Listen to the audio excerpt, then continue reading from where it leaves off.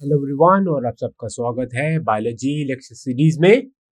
और आज हम डिस्कस करेंगे NEET previous year questions for the topic cell cycle and cell division. ठीक है, तो आपको नीट जो एग्जाम है उसका अब तक आपको पैटर्न पता लग गया होगा। तो नीट में मल्टीपल चॉइस क्वेश्चंस आते हैं, तो कुछ क्वेश्चन काफी स्ट्रेट फॉरवर्ड होते हैं। तो आपको कोई भी माइटोसिस या मियोसिस की स्टेजेस के बारे में पूछ लिया जाएगा कि किस चीज में क्या होता है। आपसे सेल साइकिल के बारे में पूछ लिया जाएगा। सेल साइकिल आपको पता है उसके दो फेजेस में होता है, इंटरफेज और फिर एम फेज होती है। तो इसके बाद आपको फिर जो G1 phase, S phase, G2 phase जो कि इंटरफेज के पार्ट होते हैं उसके बारे में आपको पूछ सकते हैं। फिर माइटोसिस की जितनी फेजेस होती हैं उसके बारे में आपसे पूछ सकते हैं। ठीक है, तो आपको सब चीजें काफी डिटेल में पढ़नी है और आपको एनसीईआरटी पे फोकस करना है। ठीक है, तो इस सेशन में हम नीट प्रीवियस ईयर क्वेश्चन करेंगे और अलग अलग मैं आपको यहाँ पे क्वेश्चंस दिखाऊंगा कि कैसा पैटर्न होता है नीट का। तो कुछ क्वेश्चन होंगे स्टेटमेंट बेस्ड होंगे, कुछ में कॉलम होंगे। ठीक है, तो अलग अलग प्रकार के हम क्वेश्चंस यहाँ सॉल्व करेंगे। तो शुरुआत करते हैं इस सेशन की। तो पहला क्वेश्चन क्या है? The complex formed by a pair of synapsed homologous chromosome. ठीक है, इसको क्या बोलते हैं? The complex formed by a pair of synapsed homologous chromosome it is called, मतलब कि साइनेप्सिस का मतलब क्या होता है? Pairing of the homologous chromosome. तो जब पेयरिंग होती है उस कॉम्प्लेक्स को हम क्या कहते हैं? सबसे पहले हम देख लेते हैं synapsis. Synapsis that takes place during the zygote stage of prophase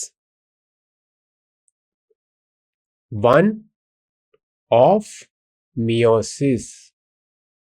यहां पे भी आप मियोसिस 1 लिख सकते हैं। तो आपको पता है मियोसिस की दो स्टेजेस होती है, मियोसिस 1 और मियोसिस 2। तो मियोसिस दो फेजेस में होता है। पहला होता है मियोसिस 1, जिसे हम बोलते हैं रिडक्शनल डिवीजन। यहाँ पे क्रोमोसोम नंबर की रिडक्शन होती है।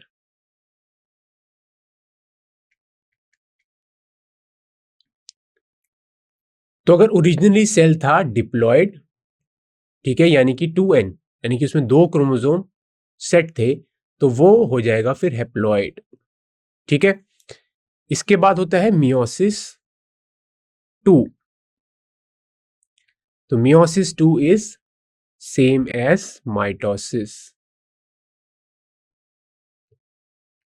ठीक है, और इसको हम क्या कहते हैं? This is also known as the equational division.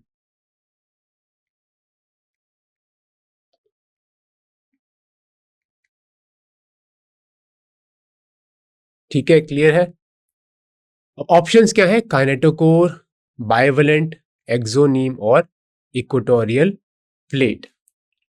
ठीक है, काइनेटोकोर आपको पता है, काइनेटोकोर सेंट्रोमियर जो होता है वहां पर होता है। तो दो काइनेटोकोर मौजूद होते हैं सेंट्रो मियर में। ठीक है, बाइवलेंट्स क्या होता है? तो जब पेयरिंग होती है होमोलोगस क्रोमोसोम की, तो ये क्रोमोसोम हुआ, ठीक है, ये सेंट्रोमियर से अटैच्ड होता है। तो पेयरिंग के दौरान दो होमोलोगस क्रोमोसोम आपस में, ठीक है, उनकी पेयरिंग होती है। तो यहां पे इसको क्या बोलते हैं? ये होता है हमारा बाइवलेंट। ठीक है, तो ये साइनेप्स्ड होमोलोगस क्रोमोसोम भी इसे बोल सकते हैं हम। तो बाइवलेंट क्यों बोलते हैं? क्योंकि यहाँ पे दो क्रोमोसोम मौजूद है। ठीक है, ये क्रोमोसोम 1 है और ये क्रोमोसोम 2 है। और इसको हम टेट्रावेलेंट भी कह सकते हैं क्योंकि यहाँ पे 4 क्रोमैटिड्स मौजूद है। ठीक है, तो ये हो गया पहला क्रोमैटिड। ठीक है, first chromatid, second chromatid, third chromatid और फोर्थ क्रोमैटिड। तो ये क्या होगा? एक क्रोमैटिड। तो इसे हम टेट्राड भी बोल सकते हैं बेस्ड ऑन दी क्रोमैटिड। तो हम इसे टेट्राड बोल सकते हैं साइनेप्स्ड होमोलोगस क्रोमोसोम को on the basis of chromatid, कि यहाँ पे 4 क्रोमैटिड मौजूद होते हैं, या तो हम इसे बोल सकते हैं bivalent based on the basis of paired chromosome. ठीक है, एक्सोनीम फिर है equatorial plate, it is also known as the metaphase plate. तो जो क्रोमोसोम्स होते हैं वो मेटाफेज प्लेट पे या इक्वेटोरियल प्लेट पे अरेंज होते हैं ड्यूरिंग दी मेटाफेज। तो इसका आंसर क्या होना चाहिए? इसका आंसर है बाइवलेंट। क्लियर है? मैंने आपको पहले ही एक्सप्लेन कर दिया है। तो जाइगोटीन के दौरान क्या होता है? Zygotene which is the second stage of the meiosis one. Second stage of the meiosis one कैसे है ये? तो पहले होता है मियोसिस, ठीक है। मियोसिस वन की अगर हम बात करें तो मियोसिस जो होता है वो दो स्टेज में होता है, मियोसिस वन और मियोसिस टू। तो मियोसिस वन की क्या क्या स्टेजेस होती हैं? Prophase one, metaphase one, anaphase one और फिर टीलोफेज वन। क्लियर? अब जो प्रोफेज होती है, प्रोफेज वन की अगर हम बात करें तो इसकी स्टेज होती है लेप्टोटीन, जाइगोटीन, पैकिटीन, डिप्लोटीन और डाइकाइनेसिस।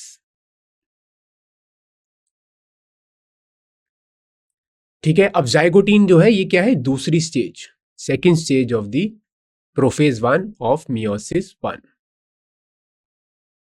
ठीक है, क्लियर? अब जाइगोटीन में क्या क्या हो रहा है? साइनेप्सिस, यानी कि pairing of the homologous chromosome. अब साइनेप्सिस के बाद क्या होता है? पैकेटीन में crossing over, exchange of genetic material होता है, क्रॉसिंग ओवर टेक्स प्लेस, या हम कह सकते हैं रिकॉम्बिनेशन टेक्स प्लेस।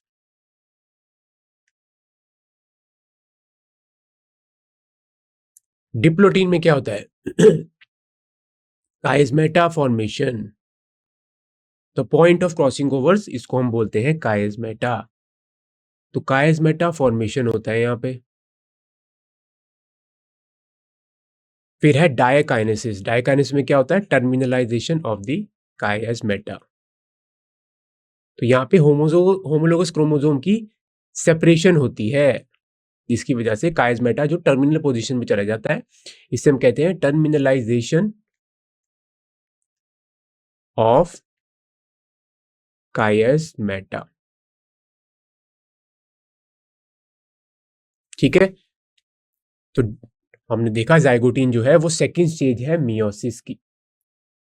अब इसमें क्या होता है? Homologous chromosome start pairing with each other forming a complex structure known as the synaptonemal complex. ठीक है, इसको हम बोलते हैं साइनेप्टोनिमल कॉम्प्लेक्स, जहां पे होमोलोगस क्रोमोसोम आपस में पेयर्ड होते हैं। Now this complex, the complex form by the pair of synapsed homologous chromosome is called a bivalent और ए टेट्राड। मैंने आपको बताया बाइवलेंट क्योंकि उसमें दो क्रोमोसोम मौजूद होते हैं, टेट्राड हम बोलते हैं क्योंकि उसमें चार क्रोमैटिड्स मौजूद होते हैं। अब इसके बाद नेक्स्ट चीज होती है पैकेटीन, वहां पे क्रॉसिंग ओवर होती है। तो crossing over occur between the non sister chromatic of the bivalent. ठीक है, तो ये भी देख लेते हैं क्रॉसिंग ओवर ये कह रहे हैं तो यहाँ पे मेंशन्ड है तो हम देख लेते हैं। तो अगर ये एक क्रोमोसोम है, ठीक है, तो साइनेप्सिस के बाद पेयरिंग होनी स्टार्ट हो जाती है। तो ये दोनों ऐसे, ठीक है, पेयरिंग होगी।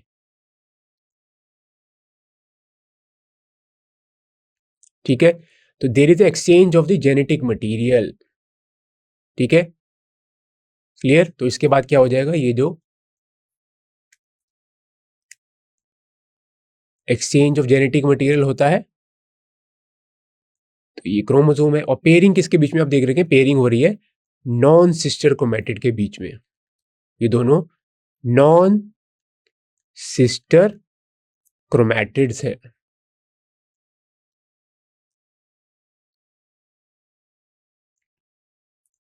ठीक है, क्लियर है?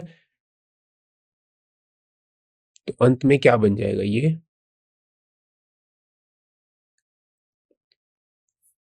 यहाँ पे थोड़ा सा पार्ट इसका आ जाएगा दूसरे क्रोमोसोम का, क्योंकि यहाँ पे जेनेटिक मटेरियल एक्सचेंज हो गया है। और दूसरा क्रोमोसोम है वहां पे एक सेगमेंट लग जाएगा दूसरे क्रोमोसोम का। ठीक है, तो इसको यहाँ पे, इसको हमें पर्पल से बनाना चाहिए कि पर्पल क्रोमोसोम था।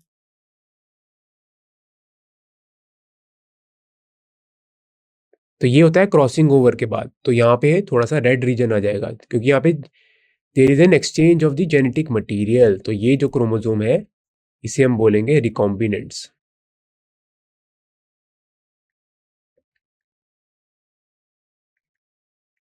ठीक है। और ये जो रिकॉम्बिनेशन होती है ये होती है नॉन सिस्टर क्रोमैटिड के बीच में। तो ये दोनों जो होते हैं ये होते हैं सिस्टर क्रोमैटिड्स।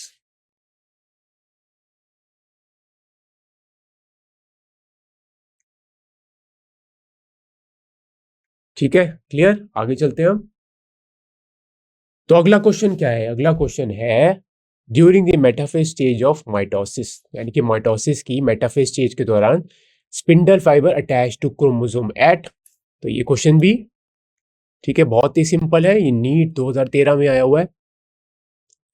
तो मेटाफेज के दौरान तो spindle fibres they appear at the metaphase, आपको पता होगा। और स्पिंडल फाइबर्स कहाँ अटैच करते हैं? तो मेटाफेज के दौरान आपको पता है पहले तो क्रोमोसोम जो होते हैं they are aligned at the equator plate, also known as the metaphase plate.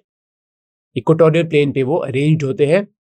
और फिर क्या होता है, स्पिंडल फाइबर आते हैं, वो अटैच करते हैं कहां पर?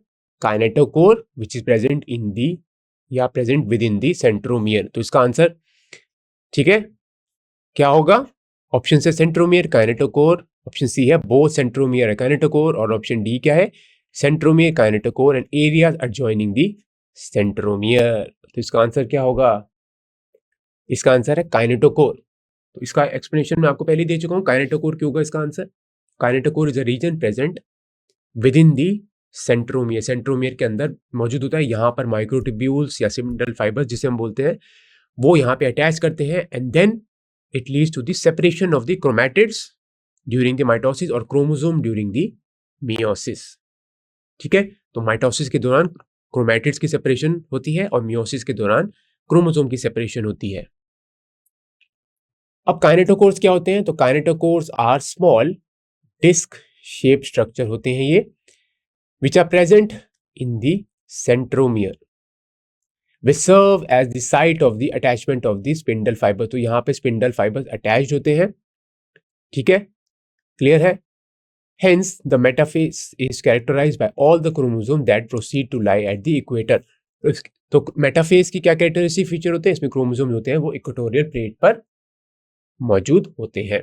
Next question, select the correct option with respect to the mitosis. तो माइटोसिस के आपको कैरेक्टरिस्टिक फीचर दिए गए हैं। ठीक है, और आपको बताना है ये जो स्टेटमेंट दिए हुए हैं इसमें से करेक्ट ऑप्शन कौन सा है विद रिस्पेक्ट टू माइटोसिस। ठीक है, क्लियर। तो पहला ऑप्शन क्या? Chromatid separate but remain in the centre of the cell in the anaphase. ठीक है, नेक्स्ट है chromatid start moving towards opposite poles in the telophase. अगला ऑप्शन क्या है? Golgi complex and endoplasmic reticulum are still visible at the end of the prophase. और चौथा option है chromosome move to the spindle equator and get aligned around the equatorial, ठीक है, plate in the metaphase. तो इसमें से आपको correct option choose करना है माइटोसिस। ठीक है, ये सारे कैरेक्टरिस्टिक फीचर है माइटोसिस के। तो इसका आंसर देख लेते हैं हम। तो ऑप्शन नंबर डी इसका सही आंसर है, यानी कि chromosome move to the spindle equator, ठीक है, and get aligned along the equatorial plate during the metaphase. तो मेटाफेज के दौरान क्या होता है, जो क्रोमोसोम्स होते हैं वो इक्वेटोरियल प्लेट पर अरेंज हो जाते हैं। इक्वेटोरियल प्लेट को हम क्या बोलते हैं? मेटाफेज प्लेट भी कहते हैं। ठीक है, क्लियर। तो इसकी एक्सप्लेनेशन देख लेते हैं हम। During the mitosis chromosome move to the equator and get aligned at the equatorial plate, also known as the metaphase plate. इसको हम मेटाफेज प्लेट भी कहते हैं। ठीक है, और फिर स्पिंडल फाइबर्स क्या होते हैं? Spindle fibre appear during the metaphase, और ये जो काइनेटोकोर रीजन होता है सेंट्रोमियर में उससे अटैच हो जाते हैं, और फिर आगे चल के एनाफेज में सेंट्रोमियर की डिवीजन होती है, और फिर there is the separation of the sister chromatids. ठीक है, अब हम बात करते हैं अगले क्वेश्चन के बारे में। तो अगला क्वेश्चन क्या है? At metaphase chromosomes are attach to the spindle fibres. तो ये भी नीट 2011 में आया हुआ है। ठीक है, तो जो स्पिंडल फाइबर्स होते हैं, ठीक है, which are made up of the microtubule, से कहां अटैच्ड होते हैं? ये या तो ऑप्शंस आपको दिए गए हैं, सैटेलाइट, सेकंड है सेकेंडरी कंस्ट्रक्शन, ऑप्शन नंबर 3 है काइनेटोकोर और ऑप्शन नंबर डी है सेंट्रोमियर। तो इसके बारे में हम पहले ही डिस्कशन कर चुके हैं कि जो स्पिंडल फाइबर्स होते हैं वो कहाँ अटैच्ड होते हैं। ठीक है, तो इसका आंसर हम देख लेते हैं। इसका आंसर है काइनेटोकोर्स। तो काइनेटोकोर्स क्या होते हैं? काइनेटोकोर्स ये एक डिस्क लाइक स्ट्रक्चर्स होते हैं जो कि सेंट्रोमियर में मौजूद होते हैं। ठीक है, इसका डायग्राम भी मैंने आपको बना के समझाया था। अब काइनेटोकोर्स जो रीजन्स होते हैं वहां पर ये माइक्रोट्यूब्यूल्स अटैच्ड होते हैं। ठीक है, तो spindle fibre they are made up of microtubules, और जो माइक्रोट्यूब्यूल्स होते हैं वो बने होते हैं ट्यूबुलिन प्रोटीन के। तो स्पिंडल फाइबर्स ये काइनेटोकोर से अटैच करते हैं और इसके बाद माइटोसिस के दौरान सिस्टर क्रोमैटिड की सेपरेशन होती है। तभी माइटोसिस को हम बोलते हैं इक्वेशनल डिवीजन। ठीक है, अब काइनेटोकोर्स देख लेते हैं एक्सप्लेनेशन की। Kinetochores are large protein complexes and they are disc like, ठीक है, that bind the centromere of the chromosomes which are present within the centromere of the chromosomes. ठीक है, और यहां पे माइक्रोट्यूब्यूल्स अटैच्ड होते हैं ड्यूरिंग द मेटाफेज। ठीक है, मेटाफेज के दौरान spindle fibres they appear and they attach to the kinetochore, ठीक है, ऑफ द क्रोमोसोम्स, और फिर एनाफेज में सेपरेशन होती है क्रोमोसोम्स की, क्रोमैटिड्स की। अब नेक्स्ट है ड्यूरिंग माइटोसिस ER यानी कि endoplasmic reticulum and nucleolus begin to disappear at. तो ये क्वेश्चन नीट 2010 में आया हुआ है। ठीक है, इसके ऑप्शंस क्या है? पहला ऑप्शन है लेट प्रोफेज, नेक्स्ट ऑप्शन है अर्ली मेटाफेज, थर्ड ऑप्शन है लेट मेटाफेज और चौथा ऑप्शन है अर्ली प्रोफेज। तो माइटोसिस की कौन सी स्टेज में एंडोप्लाज्मिक रेटिकुलम और न्यूक्लियोलस डिसअपीयर होने शुरू हो जाते हैं? तो हमने पहले इस बारे में चर्चा की थी कि माइटोसिस जो होता है, ठीक है, यानी कि एम फेज, इसके दो फेज होते हैं, कैरियोकाइनेसिस और साइटोकाइनेसिस। तो प्रोफेज, मेटाफेज, एनाफेज और टीलोफेज ये सारे कैरियोकाइनेसिस की सब स्टेजेस हैं। ठीक है, तो प्रोफेज, मेटाफेज, एनाफेज और टीलोफेज। तो प्रोफेज के दौरान हमने पढ़ा था क्या होता है, there is a condensation of the chromosome, और इसके अलावा क्या होता है, nuclear membrane disappears and cell organelles also disappears. ठीक है, इसके बाद मेटाफेज पे क्रोमोसोम इक्वेटोरियल या मेटाफेज प्लेस पे अलाइन होते हैं, एनाफेज में सेपरेशन होती है और telophase is the reverse of the prophase. तो इसमें से ऑप्शन कौन सा सही होगा? ठीक है, ER और न्यूक्लियोलस किस स्टेज में डिसअपीयर करते हैं? इसका आंसर हम देख लेते हैं। इसका आंसर है अर्ली प्रोफेज। तो अर्ली प्रोफेज यानी कि प्रोफेज की शुरुआत में ही जो न्यूक्लियोलस और जो सेल ऑर्गेनल्स हैं वो डिसअपीयर होने स्टार्ट हो जाते हैं। ठीक है, क्लियर? अब इसकी एक्सप्लेनेशन हम देख लेते हैं। ड्यूरिंग माइटोसिस, तो माइटोसिस के दौरान क्या होता है, एंडोप्लाज्मिक रेटिकुलम और न्यूक्लियोलस और न्यूक्लियर मेम्ब्रेन ये सब डिसअपीयर होने शुरू हो जाते हैं। They start disappearing at early prophase. Also the nucleus in the cell becomes spherical and the DNA molecules condense to form the shortened chromosome। तो प्रोफेज के दौरान मैंने आपको बताया था कि क्रोमोसोम कंडेंसेशन होनी शुरू हो जाती है, यानी कि क्रोमोसोम की कॉइलिंग होनी शुरू हो जाती है, डीएनए भी कंडेंस होना शुरू हो जाता है और जो क्रोमोसोम है फिर वो इट इज क्लियरली विजिबल। ठीक है, क्लियर? अब नेक्स्ट क्वेश्चन पे चलते हैं। Now which stages of cell division do the following figures A and B represent respectively. तो आपको दो यहाँ पे स्टेजेस दी गई हैं, आपको इन दोनों स्टेजेस को आइडेंटिफाई करना है इसमें। ठीक है, ए और बी आपको दो इमेजेस दी गई हैं सेल डिवीजन की, आपको आइडेंटिफाई करना है यहाँ पे ये दोनों स्टेजेस कौन सी है। तो ये फिगर ए और फिगर बी के बारे में है। ए कह रहे हैं ये मेटाफेज है और बी जो है वो टीलोफेज है। तो बी के ऑप्शन क्या है? पहला है फिगर जो वो टीलोफेज है, दूसरा जो इमेज है ऑप्शन बी वो है मेटाफेज। फिर ऑप्शन नंबर सी है figure A is late anaphase, figure B is prophase, और ऑप्शन नंबर बी है figure A is prophase and figure B जो है वो है एनाफेज। ठीक है, तो मेटाफेज आपको पता होना चाहिए, यहाँ पे क्रोमोसोम इक्वेटोरियल मेटाफेज प्लेट्स पे अरेंज होते हैं। टीलोफेज में क्या होता है, जो क्रोमोसोम सेट्स होते हैं जो कि ऑपोजिट पोल्स पर अरेंज होते हैं, वहां पे न्यूक्लियर मेम्ब्रेन, ठीक है, अपीयर्स, जिसकी वजह से दो डॉटर न्यूक्लियर बन जाते हैं। ठीक है, फिर लेट एनाफेज ठीक है। एनाफेज, लेट एनाफेज में क्या होगा, क्रोमोसोम सेट्स अलग अलग पोल्स पर, यानी कि they are present at the opposite poles, पर वहां पे न्यूक्लियर मेम्ब्रेन नहीं बनी होती। ठीक है। प्रोफेज आपको पता है, प्रोफेज में क्या होता है, क्रोमोसोम की कंडेंसेशन हो जाती है। ठीक है। सेल ऑर्गेनल्स जो होते हैं वो डिसअपियर हो जाते हैं और जो क्रोमोसोम है वो फिर क्लियरली विजिबल होते हैं। ठीक है। तो इसमें से क्या आंसर होगा इसका, तो इसका आंसर है पहला जो फिगर ए है वो है लेट एनाफेज और जो फिगर बी है वो है प्रोफेज। ठीक है। एक्सप्लेनेशन हम देख लेते हैं। फिगर ए लेट एनाफेज है, फिगर बी जो है वो प्रोफेज है। तो इसकी एक्सप्लेनेशन मैं आपको पहले ही दे चुका हूं। ठीक है। तो इस सेशन का हम अंत यहीं पे करते हैं। बाकी के जो प्रीवियस ईयर क्वेश्चन है वो अगले सेशन में हम सॉल्व करेंगे। आप सबका इस सेशन को सुनने के लिए बहुत बहुत धन्यवाद।